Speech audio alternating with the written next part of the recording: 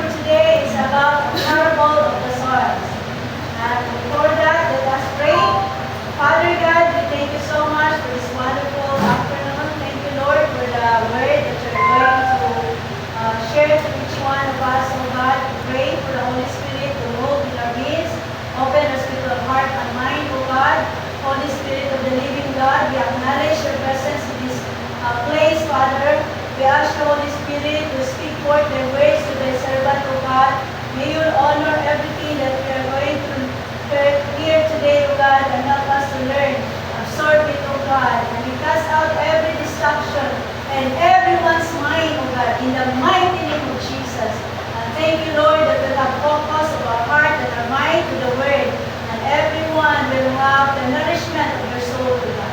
Thank you, God, that you will be glorified in our midst. In Jesus' mighty name we pray. Amen and amen. Hallelujah. Praise the Lord. Did you really worship God? Yes. Praise God. So Jesus will be happy. We will truly worship God. Hallelujah.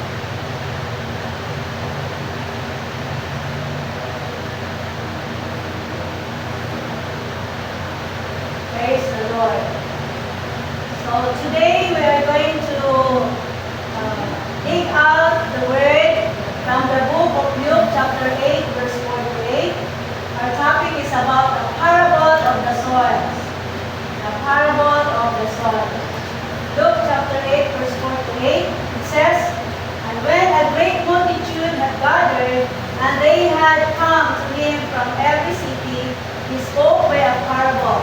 A sower went out to sow his seed, and as he sowed, some fell by the wayside, and it was trampled down, and the birds of the air devoured it. Some fell on rock or rocky soil, and as soon as it sprang up, it withered away because it lacked moisture. And some fell among thorns, the thorny soil, and the thorns sprang up with it and choked it. But others fell on good ground, sprang up, and yielded a crop 100-fold. When he had said these things, he cried, "He who has ears to hear, let him hear." Amen. Praise the name of Jesus. Jesus always told a parable to the people when he was here on earth, and he was speaking every verse. This is about the kingdom of God. Parables have been called earthly stories with a heavenly meaning.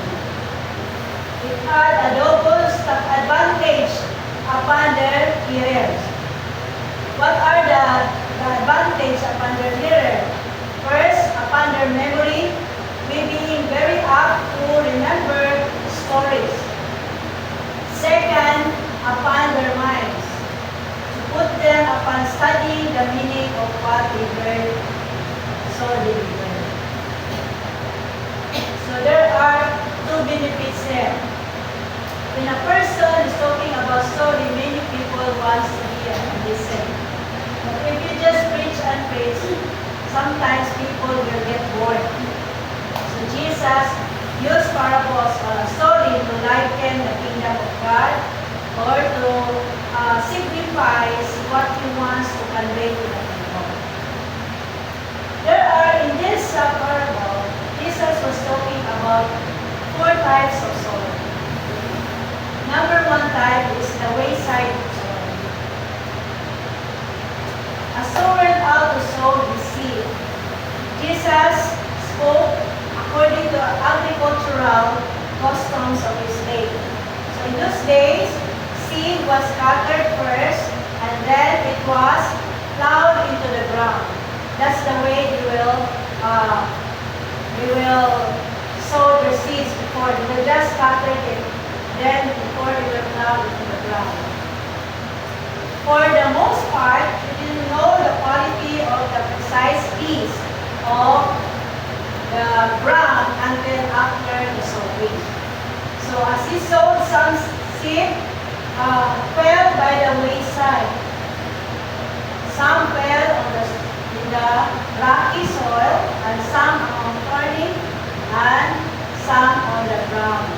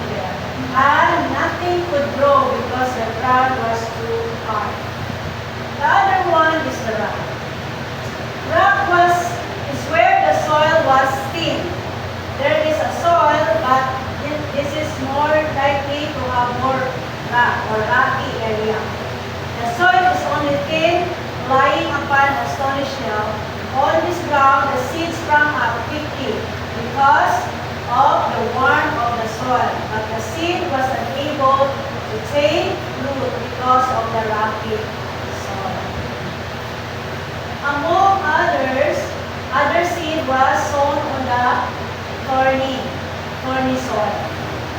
Thorny soil or thorns grow there as well as the grain. So the thorns choke out the good grain and not make a productive crops. And the other one, lastly, is the good ground. The good ground describes soil that was fertile. The soil was fertile and weeds free. No weeds there, but it's a fertile, good soil. A good productive crop grew in the good ground. The crop may be 100-fold, it will increase to 100-fold what was sown. So it will yield a lot. The purpose of this parable. What is the purpose? The disciples came to Jesus in verse 9 to 10 to ask, what's the purpose of this parable? Then his disciple asked him, saying in verse 9 and 10, what does this parable mean? And Jesus said to them, to you it has been given to know the mysteries of the kingdom of God, but to the rest of the people who are listening, it is given in parables, that seeing they may not see, and hearing they may not understand. So there are people who are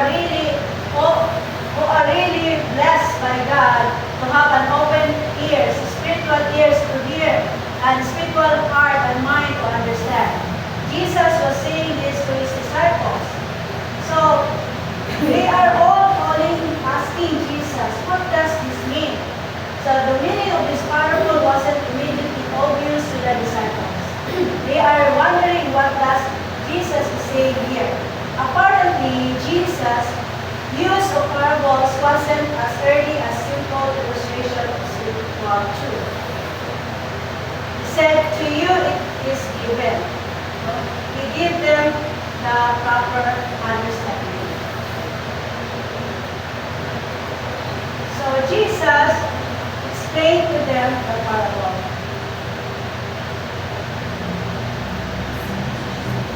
Jesus explains the parable. Number one, the seed is the word of God. Jesus was talking about the seed that was sown.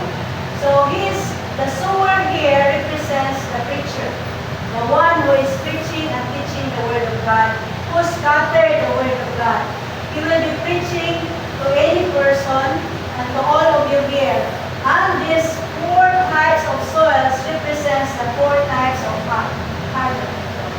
There are people who are rocky, there are people who are thorny, there are people's heart who are good heart, and what else?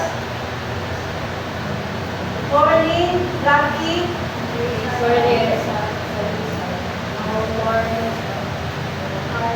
thorny, rocky, and wayside, and good soil.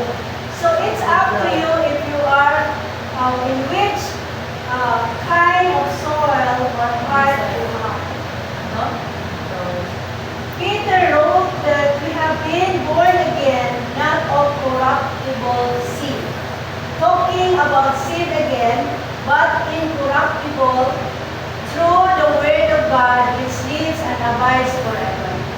So people can be changed and transformed only through the word of God. And it's up to the person's heart, what kind of heart you have, that this word of God that is preached to you daily will blossom in your life. If you are a thorny heart, then you will receive it, but it will not blossom because you will be choked with some thorns in life, temptations, or many pleasures of this life. Okay. If you don't understand the key to the parables, you don't understand it at all. We can't imagine what different people in Jesus' audience might have when he was preaching, when he taught this parable with no explanation. So the farmer thought maybe he's telling me that I have to be more careful in the way I cast my seed. So maybe people are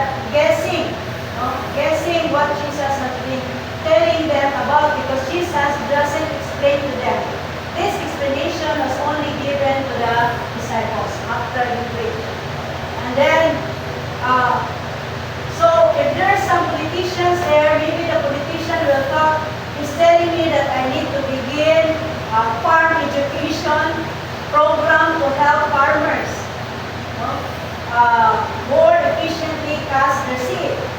Okay. This will be a big post in my re-election, might be.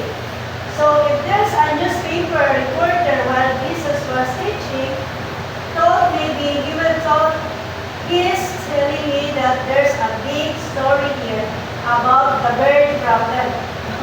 We'll be thinking about the bird problem and how it affects the farming community. So that's a great idea for a series in the newspaper.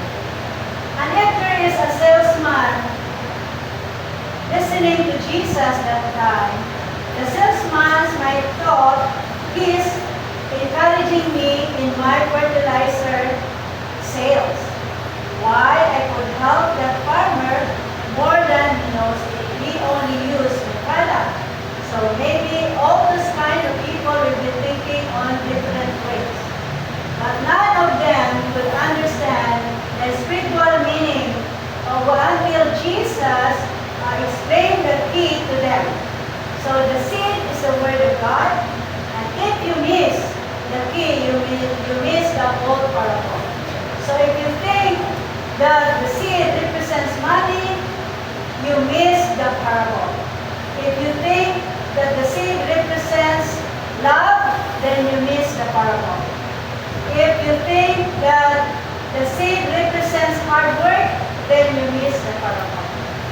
You can only understand it by understanding the key. This is the seed, which means the word of God. So it does not says about love, about money, about whatever you are thinking right now, but God is saying to you, this seed is sown to you as God's word is preached unto you. Amen. Jesus said that there will be people who are seeing that you will not see. They are hearing but they cannot understand. There are people who are coming to the church who listen but they don't see. They are trying to see but they cannot see. They are trying to listen but they cannot understand. Because they are choked. They have the different types, the 3 different types of bad soils. There's only one good ground that Jesus was talking about. So in light of this, how blessed are those who do understand the word of God and the parables of Jesus. Not only did gain the benefits of the spiritual truth illustrated, they also display some measure of responsiveness to the Holy Spirit. So if you don't understand, then you miss the word of Jesus Christ. Now the parable is this. This is Jesus' explanation. The seed is the word of God, and those by the wayside are the ones who hear. They hear the word, then the devil comes and takes away the word out of their hearts. The devil comes. They are just in the wayside, and the devil takes away.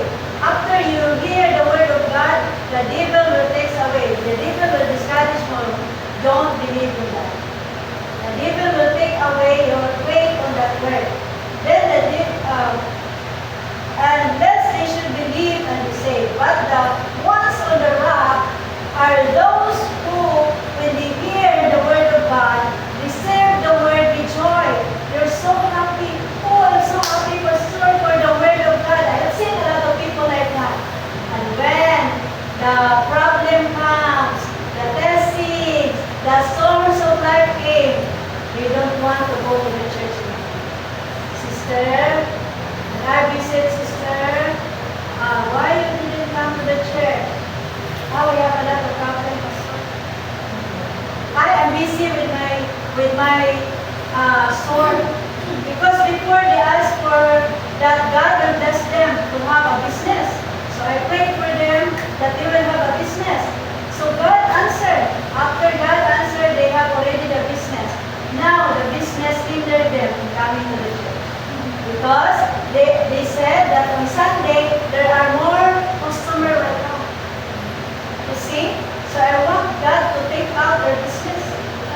But I didn't ask the Lord. No, but it's so sad to see people are like that. Those are the people who are rocky soul. They are choked by the pleasures, the riches, and the temptations of life. These are the lucky soul. In here they receive the word with joy, and this have no root. There is no roots in it. And who believe for a while, and in time of temptation, they fall again. That's what Jesus said. Now the ones that fell among the thorns, the thorny, are those who, when they have heard, go out and are choked by the cares also, by the riches and pleasures of life. They want pleasure than living a holy life. They want their friends more than God. They want to go to those places they wanted to go than worshiping the Lord. That's what the people who have thorny hearts. Thorny hearts people love the word of God, and yet they are easily choked by the blessing or by the riches and pleasures of life. And they will bring no fruit to maturity. But the ones that fell on the good ground are those who, having heard the word of God, they also receive the word of God with a noble and good heart. They are teachable, they are humble, and they decided to follow God. These are the good soil, the good ground. They keep it, they keep the word, and bear fruit with patience. So they continue on in their service to God. They will never compromise. That's the good ground. So, digging more on it, the wayside soil also represented those who had never heard the word with understanding. They hear the word, but they don't understand the word at all. The devil will easily take out and distract their mind. While they are here, for example, while you are here, listening to me, there is a distraction in your mind. You are thinking for anything. You are physically present, but you are mentally absent. You didn't get the word because you are allowing distraction to your mind and your heart. Okay, so that is the wayside soil. Representatives who never heard the word with understanding. The word of God must be understood before it can truly bear fruit. So one of Satan's chief work is to keep man in darkness regarding their understanding of the gospel of the Lord Jesus Christ. So it tells us that Satan is at work. He is busy with us even today. Even this moment, the devil wants to be. They are very busy now to your mind. Are you here? Yes. Tell your seatmate, are you here? Are you here? Is your mind with us? Satan seems to believe in the power of God's word more than any of us. He believes that there is power in God's word. That's why he will distract you, he will hurt you, he wants to really retaliate. No? For example, if I'm preaching, the devil also wants to hurt me because I'm teaching you God's word. So for you also who is listening to the word of God, he will also distract your mind so you cannot absorb the word of God. That's the work of the devil. So that is when we are in the wayward side, the devil can easily take away. But it's your decision to really absorb God's word by focusing on listening to the word of God. It's your decision. Because the devil is roaming around, even here. Do not say that because this is the place where we pray, they cannot come, they can. You have all the right to come here. And you will distract all our minds. You will distract us with problems, with worriness, or we want to go anywhere we want. We cannot focus because we are not absorbing it because the devil is trying to take you out from God's word. You will take out the word of God, you listen for it, but you don't understand anything. When you go out from here, you have nothing. You will be thinking about yourself when you go out. What is the message of Pastor Jim? I don't know. You see, because you are not listening it and understanding it, because you allow the devil to take out from your mind. He can easily take it out from you. That's how they are so busy in doing it to our lives. soil are those who, when they hear, receive the word with joy. They're so happy. Oh, so thank you. Praise God. I hear the word of God today with joy. And this have no root, but there is no root in it. Easily can be swayed. No? They who believe for a while and in time of temptation fall away easily. That's the thorny soil. A seed falling on the stale soil on top of the rocky places, quickly springs up and then quickly withers and dies. The rocky soil.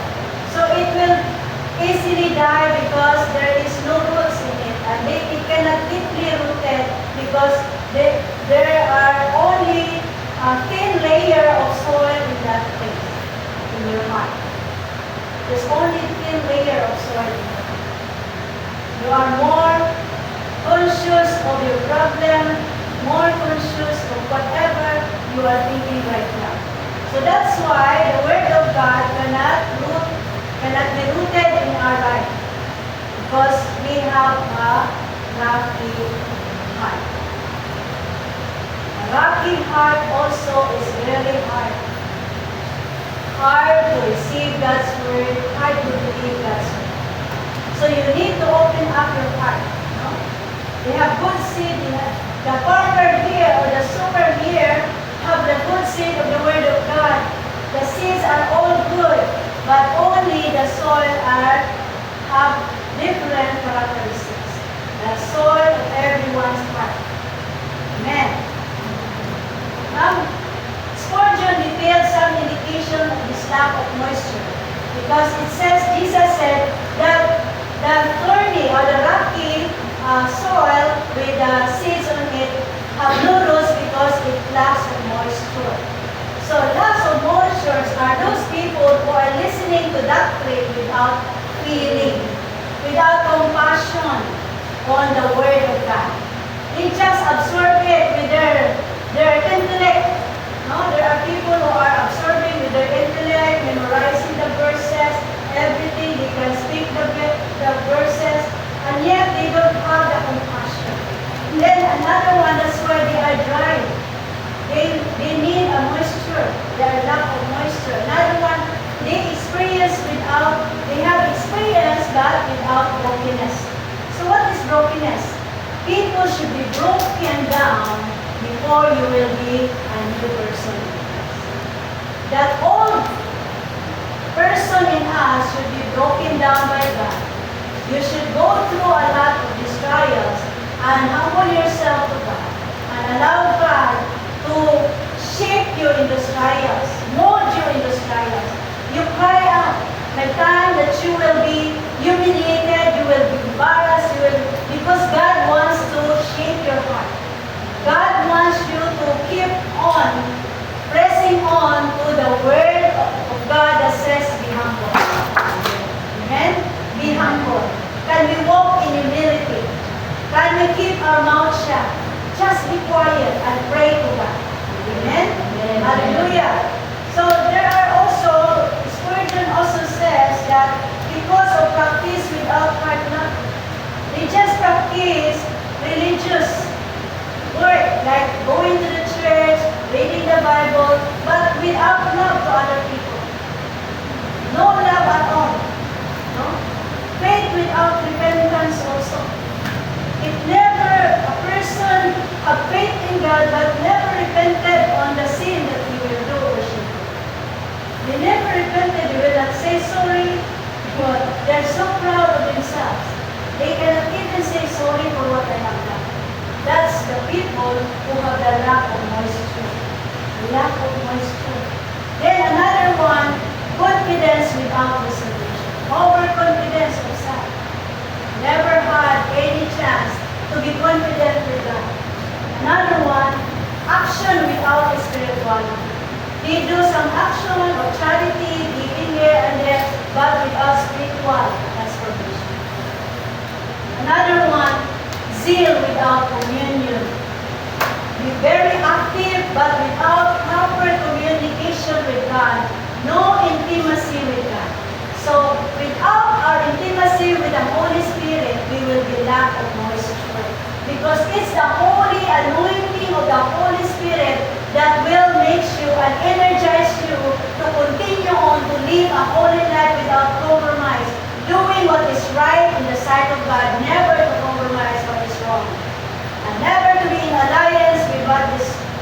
wicked. We should not be in alliance with the wicked people. But if we are in alliance with the bad people, then you are one of them. Amen? So do you want to be one of them? No. Don't compromise. If it is wrong, it is wrong. If it is right, it is right. So you do not need to be afraid of who or what you are. Because you have God in your life. God is greater than any person in this world. Amen? Amen. Amen. Hallelujah. Next, the ones that fell among thorns are those who, when they have heard, go out and are choked with cares, riches and pleasures of life, and bring no fruit to maturity. They never grow in maturity. And they want only pleasures. And there are so many of my friends who are going to mission conference, going to different nations, but they are not really doing mission. They're just wanting to go everywhere. That's gala in Philippines. So I'm so sad about it because I could see during our conference there are 700 people or sometimes 1,000 people going there. But when you ask, where did you do your ministry? I just come here. Go here and there. No preaching of God's word. That is not mission. The true mission is when you are sowing the seed, because this is the great commission of Jesus Christ. That is meaningless to God, even though you go to Thailand, to Malaysia, and everywhere, you are not preaching God's word. That is meaningless in the sight of God. Nothing to be credited to you as righteous. You are not credited by God to have these fruits of the Holy Spirit in your life. You are not preaching. You are just doing there for pleasure. Others are very active in buying tickets to go here and there, but they are not preaching the word of God. That's meaningless. It's better that their money will be put and give to those pastors or leaders who are preaching in the different places where sometimes they have no food. Don't you know that there are pastors who have no money even to send for their children to go to their school? But still, they are preaching God's word because they are compelled. They love God and they do it with their love. No? But there are people who go in different places. No problem with that. No problem to go to different places. But don't forget the Great Commission of preaching the word of God. That wherever you are, you need to be a blessing to anyone. You need to share the gospel with them. Amen? Amen. Amen. Hallelujah. So you, as a helper, when you go to Singapore, allow yourself to be a missionary to the employer you will have. Be a missionary in your action, in your love, in your diligence, in your hard work, in your honesty. That is mission. Show true love, show true hard work, true diligence, humility to them, and you will see Jesus in your life. One day they will ask you, are you a Christian? You will say that. Because there is so in you, Jesus character.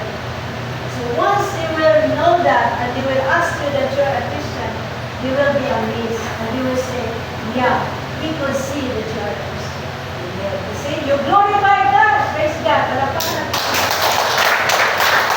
So, wherever we go, we need to glorify God by our action, by our love, by our truthfulness, by our humility, by our honesty, and everything will just follow. The Lord says, if you seek first the kingdom of God and His righteousness, all these things shall be added unto you. What are you desiring right now? Everything will be given to you by God when you make yourself available to be a blessing to others and to bear the righteousness of Jesus in your life. Amen? Amen. Hallelujah. Be a good ground, be a good soil, where the soil or the seeds of God that will be planted in your heart and will blossom and will give fruits that will remain. Jesus said in John 15:16, you have not chosen me, but I have chosen you to go and bear much fruit, He called us for a purpose. You are not just called by God to just say hallelujah. You are called by God to be a blessing to other people. Amen? Amen. Show your love. Show your humility. Show your kindness, mercy to other people. Show your gentleness, the fruits of the Holy Spirit. Then the people will say, after months seeing you consistently walking according to God's righteousness, bearing the fruits of the Holy Spirit in your life, they will say, are you a Christian? And you will say, yes, I am. Now, you are the ambassador of Jesus Christ. And they are blessed, and they will say to you, yes, we have seen it. You see? So God is glorified because of your life. He will be glorified. People will say, praise God, that we have a domestic helper who is a very polite person, honest, hardworking, with integrity and honorable character. That's what God wants in our life.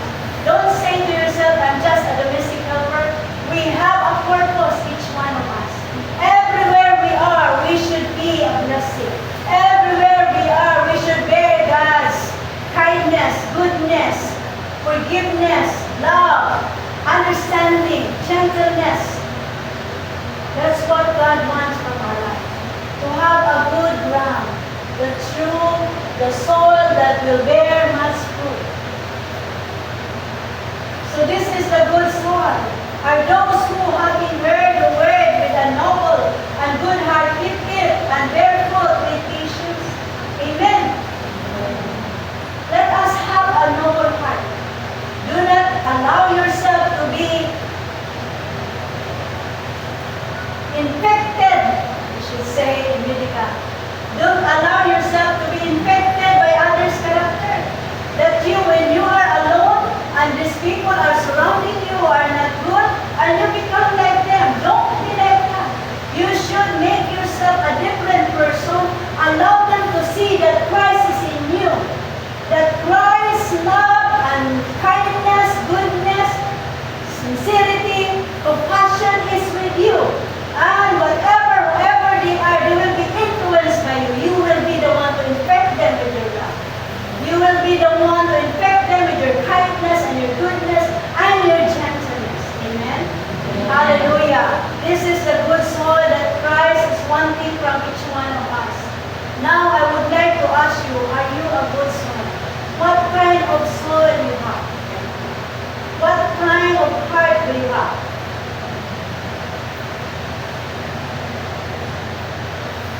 In these four soils that we're talking, we sometimes are having this kind of soil. All of us. We have this kind of seeing glimpse of ourselves in all four soils. Like the wayside, sometimes we allow the word no room at all in our lives because of busyness. Like the stony places, we sometimes have flashes of enthusiasm in receiving the word that quickly burn out. I'm tired. I'm already tired. I'm already tired of praying. We also sometimes are like that. No? And then, like the soil among the thorns, the cares of this world and the deceitfulness of riches are constantly threatening to choke out God's word and our fruitfulness. Because of so many problems, we sometimes are choked. I cannot go to the church anymore. I am tired of all my problems. I think God is not answering my prayers. You feel discouraged. We are sometimes like that. Amen? Are we? Yes, we experience these things in our lives. Also like the good ground. We also like the good ground that the word bears fruit in our lives. And that's the best thing that we have in life. We eventually changed by God from glory to glory. Because the word of the seed of the word of God is now eventually growing in our lives. Amen? Amen. We may have some discouragement, but we'll continue to pursue God's righteousness in our lives. Amen? Amen. So for our reflection for today, the parable of the sower compels the listener to ask to ourselves, let us ask, what kind of soil am I? What kind of you can ask yourself, how can I prepare my heart and mind to be the right kind of son? So how can we prepare? By reading God's Word, by obeying God's Word, by pursuing God's righteousness, worshiping God every day, having time to pray to God. Talk to God, because it's only God can change us. If we are not praying, we become more irritable. I could see that even in myself, that if I lack the prayers, I can easily get angry. But if I prayed, then I can keep my mouth and be silent and pray to God. And I can never be irritated by anything. Amen. That's the power of prayer. Amen. And may the Lord bless us today. For our conclusion, we notice that the difference in each category was with the soil itself. The sower has the same seed. The parable was also an encouragement to the disciples that time, even though it might seem that few respond, God is in control and the harvest will certainly come. This was especially meaningful in the light of the rising opposition to Jesus. Not all will respond, but there will be some who do, and the harvest will be rich. So this parable invites action for us. Let us act on what God is saying to us, so that we will receive the word of God to full beauty. The desired outcome for both the farmer and the preacher is to bear fruit with patience. So may God bless our heart today and make it a good soil that would be able to receive and accept the word of God and the seeds of God's holy word to us, that we may bear fruits that will return. Amen. Let us all stand up in the presence of God. And may the